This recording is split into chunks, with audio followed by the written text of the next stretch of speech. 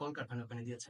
তো এটা একটা সবচাইতে মানসিক একটা প্রশান্তির ব্যাপার যে আপনি যে জায়গায় থাকছেন সেখানে রাস্তাঘাট কেমন, সুয়ারেজ লাইনটা কেমন হবে, ডেভেলপমেন্ট কিভাবে হবে, সবকিছু এখানে পরিকল্পিত থাকে। দ্বিতীয় যে বিষয়টা এখানে সবচেয়ে ইম্পর্টেন্ট সেই বিষয়টা হচ্ছে আপনি যখন প্রজেক্টের বাইরে জমি কিনতে যাবেন ওই জমিগুলো কম দাম হলেও একই সাথে পুরা পেমেন্টটা দিতে হচ্ছে। অ্যাজ লাইক আপনি হয়তো ওইখানে ৫ কাঠার একটা জমি কিনছেন। ওই জমির দাম যদি ধরেন ২ লাখ টাকা করে হয়ে থাকে তাহলে আপনার ৫ দুগুণে ১০ লাখ টাকা একবারে দিয়ে দিতে হচ্ছে। কিন্তু এই একবারে দিয়ে দিচ্ছেন এটা হয়তো শুনতে মানসিক একটা প্রশান্তি যে আমি ১০ লাখ টাকা দিয়েছি, আমি পুরো জমির মালিক হয়ে গেছি। কিন্তু ওটার পাশ দিয়ে রাস্তা হবে কবে? ওটার পাশ দিয়ে আপনার আদার্স ইউটিলিটি কবে আপনি ফ্যাসিলিটি পাবেন? এগুলোর কোনো নিশ্চয়তা কিন্তু আপনি দিতে পারছেন না।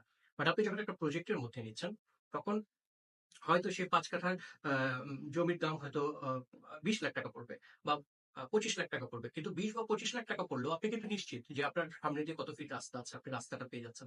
আপনি ইউটিলিটি সার্ভিস কবে থেকে হবে সবকিছু আপনি আ আ এখানে নিশ্চিতভাবে আপনি থাকতে পারেন যে আপনার এখানে এই ফ্যাসিলিটি গুলো আপনি পাবেন।